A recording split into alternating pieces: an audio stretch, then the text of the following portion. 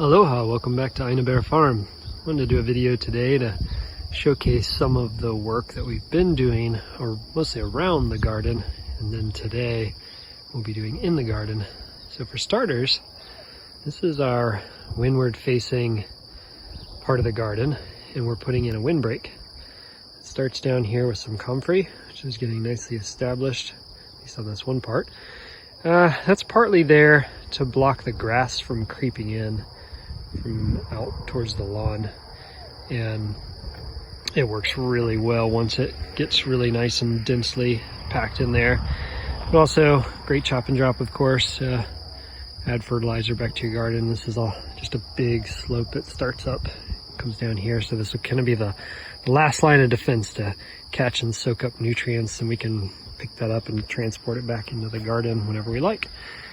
In the middle of the windbreak, got a small berm here, which is planted out with Tithonia, the Mexican sunflower.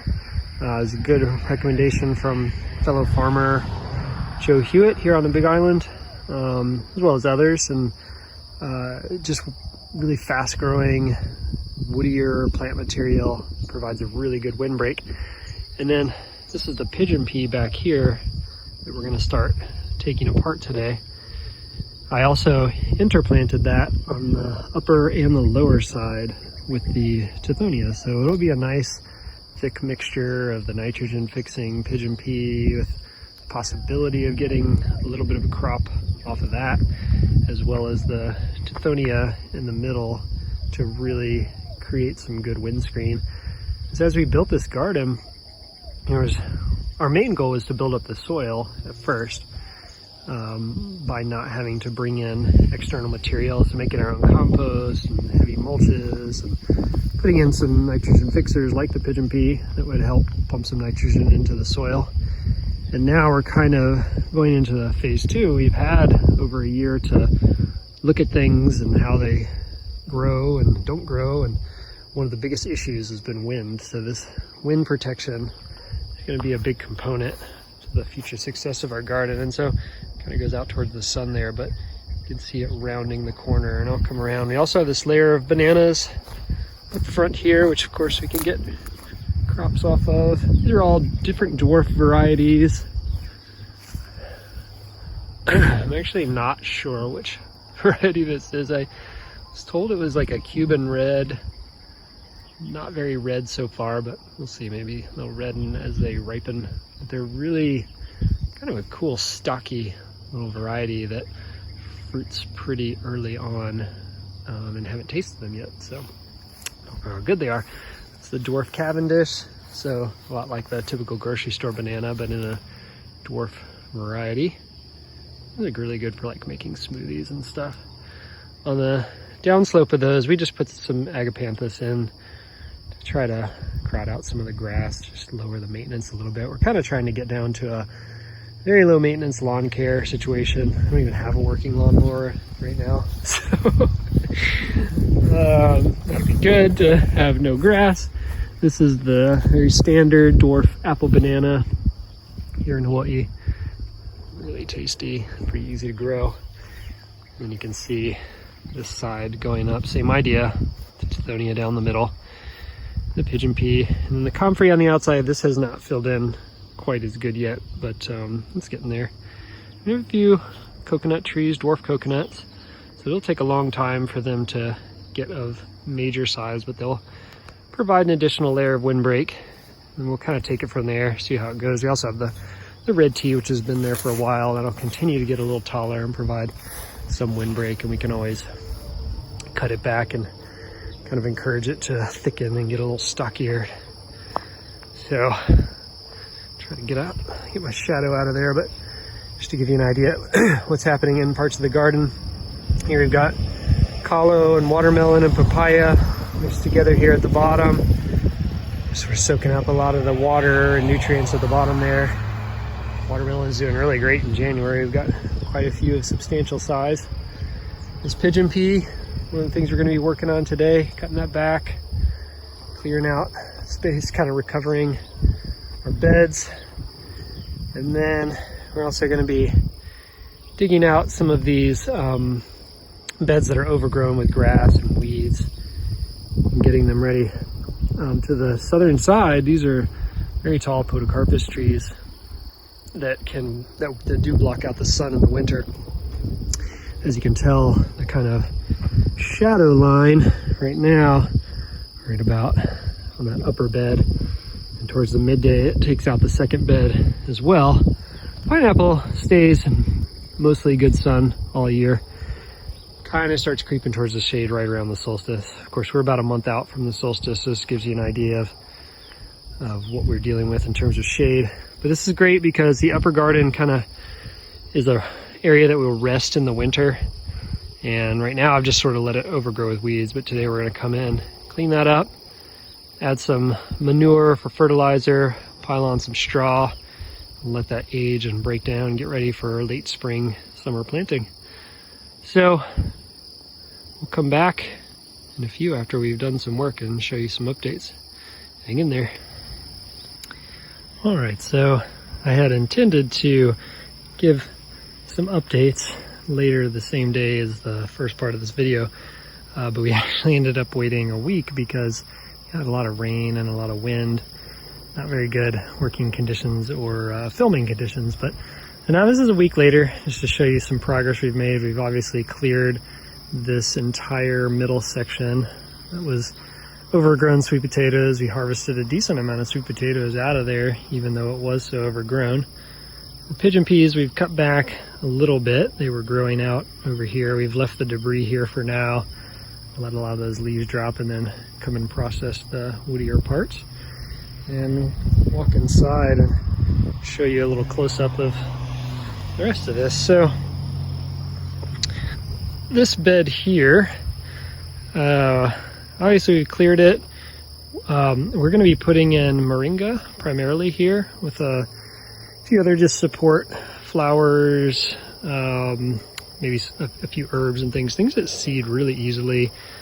We're going to use like the orange torch Mexican sunflower. We've already seeded this with sun hemp and some pigeon pea because we have a lot of that. Nitrogen fixers and they're fast growers. And so, you can see the sun hemp right here. We'll have a lot of that popping up in here. Treating it a little bit like a cover crop because when I plant the moringa, I want to kind of be able to see where it's coming up and have an easier time planting it. And that's why I'm not covering this in a deep mulch for right now. As we go further down, you might be able to see a little bit of a color change right there.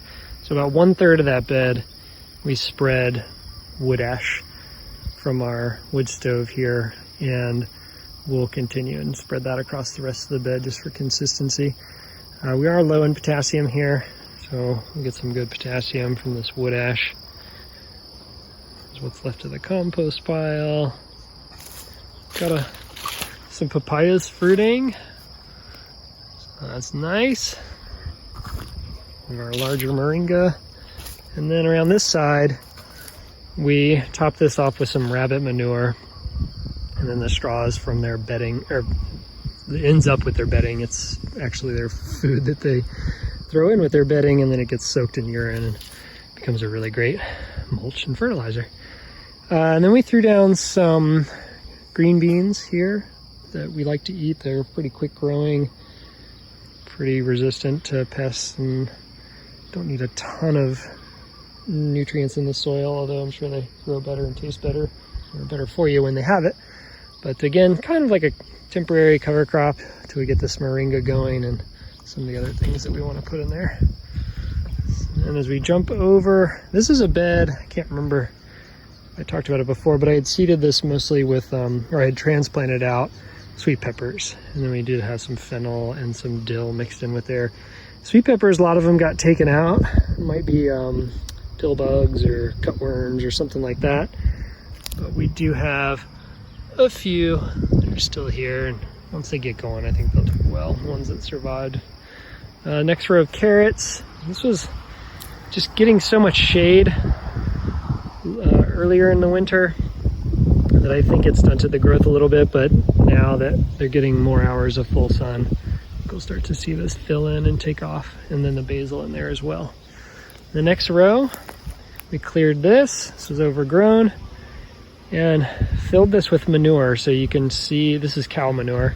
You can see the difference between the lighter shade native soil and the manure up in the middle. Kind of made like a little bit of a trough so that it wouldn't like spill over the sides, because it's a decent slope to it. And then we'll come back and cover this in hay that we cut from our field.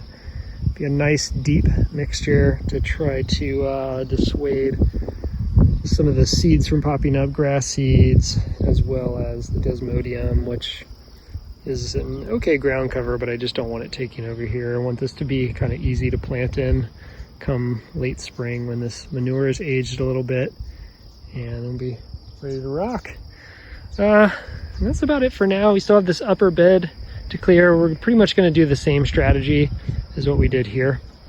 So we'll have another double wide bed clear for spring summer crops. You can see that line, shadow line, creeping back up the hillside. So that's exciting. Asparagus should start popping back soon. I'll be eating some asparagus. These are a couple of rogue rambutan that I think we're going to move.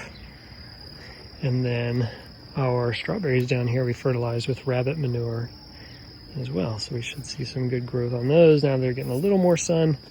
And I'd like to possibly put something mixed in with those to provide a little summer shade.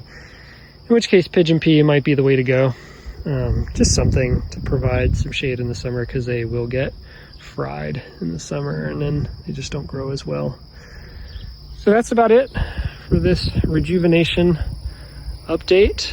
We'll come back in a few weeks or so, maybe show you the windbreak, see how that's going. Have some more pruning done with the pigeon peas, maybe rehab that bed, get it ready. We're going to plant carrots on that bed that has the pigeon pea debris, that's hard to say, on it, and we'll be in business at that point. We'll be growing a decent amount of food. So thanks for joining us. We'll see you back here next time at Bear Farm. Aloha.